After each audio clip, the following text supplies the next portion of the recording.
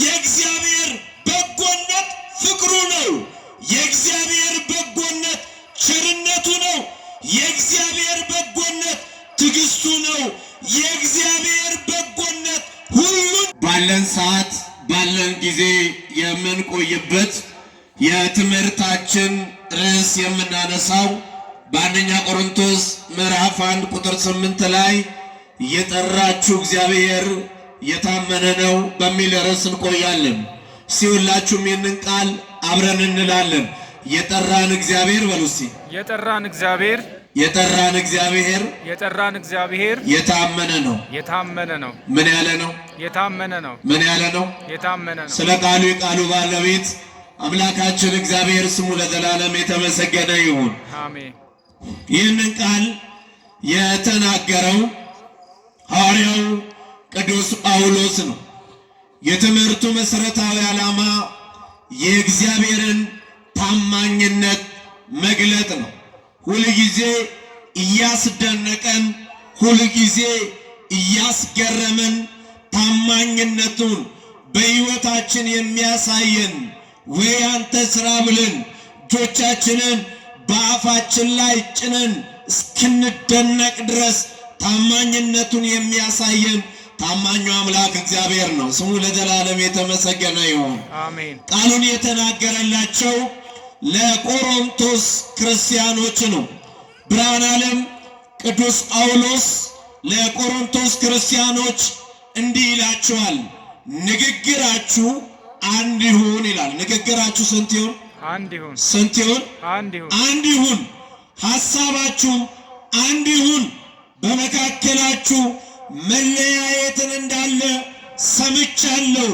ይህ እንዳይሆን የጠራችሁ እግዚአብሔር የታመነ ነው አለ። የጠራን እግዚአብሔር ምን ያለ ነው? የታመነ ነው። ምን ያለ ነው?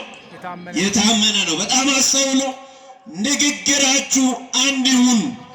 በአንዱ አውደ ምሕረት በንግግር መግባባት ያቃተን፣ በአንዱ ቤተ ክርስቲያን በአንዱ አውደ ምሕረት በሐሳብ መግባባት ያቃተን፣ በቤተሰብ መካከል በሐሳብ መግባባት ያቃተን፣ አንዱን እግዚአብሔርን እያመለክን አንዱን ሥጋ እየበላን አንዱን ደሙን እየጠጣን እያመሰገንን ንግግራችን አንድ አልሆነም፣ ሐሳባችንም አንድ አልሆነም።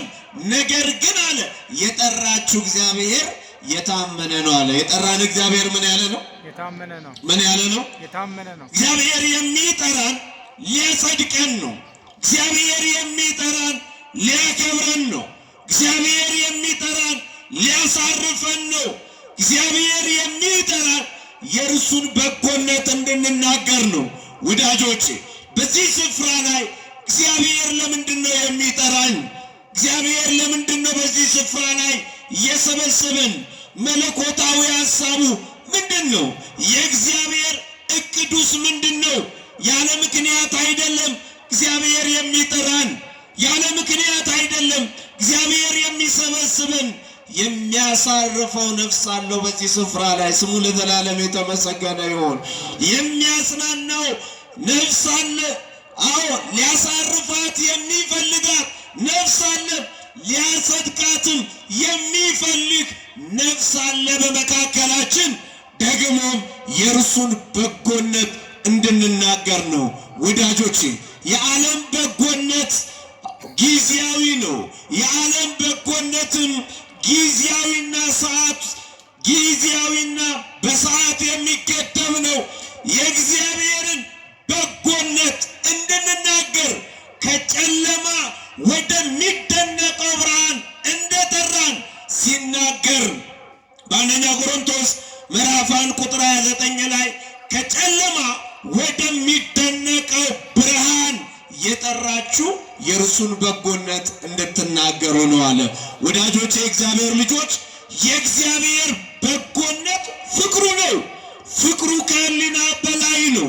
በተለይ ዕለተ ዓርብ ላይ የተከፈለው ፍቅር፣ ቀራንዮ ላይ የፈሰሰው ደም፣ ቀራንዮ ላይ የተከፈለው ዋጋ ከሕሊና በላይ ነው። ለዚህ ነው ወንጌላዊ ቅዱስ ዮሐንስ ከዚህ የሚበልጥ ፍቅር ለማንም የለም ማለት ስሙ ለዘላለም የተመሰገነ ይሁን። ከዚህ የሚበልጥ ፍቅር ለማንም የለም። እግዚአብሔር ከጠራን በኋላ እንድንጎዳበት አይፈልግም። እግዚአብሔር ከጠራን በኋላ እንድንጨነቅበት አይፈልግም። እግዚአብሔር ከጠራን በኋላ እንድናዝንበት አይፈልግም። ሕያው እግዚአብሔር ነው ምላችሁ ከዚሁ ተራራ ላይ እያለቀስን የመጣን እንባችንን ጠርገን በደስታ እንመለሳለን። በዚህ ተራራ ላይ አርፈን ወይ አንተ ስራ ብለን እጆቻችንን በአፋችን ላይ ጭነን ከዚህ ተራራ በደስታ እንመለሳለን። ስሙ ለዘላለም የተመሰገነ ይሁን። ስለዚህ እንድናዝንበት አይፈልግም። ባዶነት እንዲሰማንም አይፈልግም። ለምን? ልጆቹ ነንና። በጣም አስተውሉ። በብር አይደለም፣ በወርቅ አይደለም፣ በአልማዝ አይደለም፣ በከበረው ደም በክርስቶስ ኢየሱስ ልጆች ሆናችኋል አለ። ስሙ ለዘላለም የተመሰገነ ይሁን። በዚህ በሰቆቃ ኤርምያስ ምዕራፍ 3 ቁጥር 22 ላይ ያልጠፋ ነው ከእግዚአብሔር ምሕረት የተነሳ ነው ይላል። ከማን ምሕረት የተነሳ? ከእግዚአብሔር። ተናገሩ። ከእግዚአብሔር። አዎ ከእግዚአብሔር ምሕረት የተነሳ ነው። ማለዳም አዲስ ነው፣ ታማኝነቱ ብዙ ነው አለ። ያልጠፋ ነው። ዘመን የሚሰጠን ጊዜ የሚሰጠን መሽቶ የሚነጋ ምሕረቱ ብዙ ስለሆነልን ነው። ቸርነቱ ብዙ ስለሆነልን ነው። እሱ ከኛ ጋር ባይሆን ኖሮ፣ ምሕረቱ ባይበዛልን ኖሮ፣ ቸርነቱ ባይበዛልን ኖሮ ማን በፊቱ ይቆም ነበረ? ኤርምያስ እንዲህ አለ፣ ያልጠፋ ነው ከእግዚአብሔር ምሕረት የተነሳ ነው። ማለዳም አዲስ ነው፣ ታማኝነቱ ብዙ ነው አለ። ስሙ ለዘላለም የተመሰገነ ይሁን። የመጀመሪያው የእግዚአብሔርን ታማኝነት እንመለከታለን። እግዚአብሔር ታማኝ ነው ብለን ስንናገር በምንድን ነው የሚለውን እናያለን። በቃሉ የታመነ ነው። የመጀመሪያው እግዚአብሔር በቃሉ የታመነ ነው። እስቲ ሁላችሁም ይህንን ቃል ተናገሩ። እግዚአብሔር በሉ እስቲ። እግዚአብሔር በቃሉ የታመነ ነው። በምኑ? በምኑ? ቃሉን የማያጥፈው እግዚአብሔር ስሙ ለዘላለም የተመሰገነ ይሁን። ሁልጊዜ በቃሉ ታማኝ ነው። ምድርን ያጸናት በቃሉ፣ ሰማያትን ያለ ካስማ ያቆመው በቃሉ፣ አፍላጋትን የፈጠረው በቃሉ፣ ንፋሳትን የሚያመላልሰው በቃሉ። ነገር ግን አለ እግዚአብሔር በቃሉ የታመነ ነው፣ የተናገረውን አያጥፍም አለ። የተናገረውን የማያጥፍ እግዚአብሔር ብቻ ነው። ማ ብቻ ነው? ማ ብቻ ነው? እግዚአብሔር። በዚህ በትንቢተ ዕንባቆም ምዕራፍ 1 ላይ ነቢየ እግዚአብሔር ዕንባቆም መቼ ትመጣለህ ይለዋል። በምድሪቷ ላይ ግፈኞች፣ አመፀኞች፣ አመንዝራ ሕፃናትን ሲጎዱ፣ ሽማግሌዎች በአደባባይ ላይ ሲዋረዱ፣ ጉልበተኞች በምድሪቷ ላይ ሲበዙ ትንቢተ ዕንባቆም ምዕራፍ 1 አንብቡ። ነቢየ እግዚአብሔር ዕንባቆም ግን ወደ ቤተ መቅደስ መጥቶ ጌታ ሆይ መቼ ነው የምትመጣው ይለዋል። ዛሬም መምጣቱን የሚጠባበቁ በጣም በርካታ ሰዎች አሉ። ሰው በሌለበት ስፍራ ላይ እንባቸውን እያለቀሱ ደግሞ በእንባ እግዚአብሔርን የሚጠብቁ፣ በሕመማቸው እግዚአብሔርን የሚጠብቁ፣ በባዶነታቸው እግዚአብሔርን የሚጠብቁ በጣም በርካታ ሰዎች አሉ። እግዚአብሔር ወደኛ የሚመጣበት ቀን መቼ ነው? ወደ ሕይወት የምትመጣው መቼ ነው? ወደ ልጅነት የምትመጣው መቼ ነው? ወደ ወጣትነት የምትመጣው መቼ ነው? ወደ ጉልምስና የምትመጣው መቼ ነው ብላችሁ የምትጠብቁ ሰዎች እንዲህ ይለናል። ምዕራፍ 2 ላይ ዕንባቆም በመጠበቂያ ስፍራ ላይ ጠብቀኝ ይላል። እንድንጠብቅ ማን ይርዳል? ማን ይርዳል? አዎ መጠበቅ ያስፈልጋል። እግዚአብሔርን መጠበቅ ሊያደክም ይችላል። ነገር ግን ጠብቁ። ከዓይን ጥቅሻ ይልቅ ፈጥኖ የሚደርስ አምላክ ነው። ካለን ነገር በላይ ፈጥኖ የሚደርስ እሱ ብቻ ነው። ዕንባቆም በመጠበቂያ ስፍራ ላይ፣ በማመስገኛ ስፍራ ላይ፣ በጸሎት ስፍራ ላይ ጠብቀኝ የሚለውን ቃል ሰማ። ምዕራፍ 3 ላይ እንዲህ አለ፣ እኔ ሰምቻለሁ፣ ልቤም ደነገጠ፣ መንቀጥቀጥ ወደ አጥንቶቼ ውስጥ ገባ። በስፍራዬ ሆኜ ተናወጥኩ። በሚያስጨንቀኝ ሕዝብ ላይ እስኪመጣ ድረስ ዝም ብዬ የመከራን ቀን እጠብቃለሁ። ምንም በለስ ባታፈራ፣ በወይን አረግ ፍሬ ባይገኝ፣ እርሾች መብልን ባይሰጡ፣ ከብቶች በጋጣ ውስጥ ባይገኙ እኔ በእግዚአብሔር ደስ ይለኛል አለ። በማ ደስ ይለኛል? በእግዚአብሔር ተናገሩ። በእግዚአብሔር ደስ ይለኛል። ምንም ነገር ባይኖር ነው ያለው። ሚበላ ሚጠጣ ባይኖር በእርሱ ደስ ይበላችሁ። ሕመምም ጤና ቢሆንም በእርሱ ደስ ይበላችሁ። ባዶ ሙላትም ቢሆንም በእርሱ ደስ ይበላችሁ። ስለ ሁሉ ነገር ማን ይመስገን? እግዚአብሔር። ማን ይመስገን? እግዚአብሔር።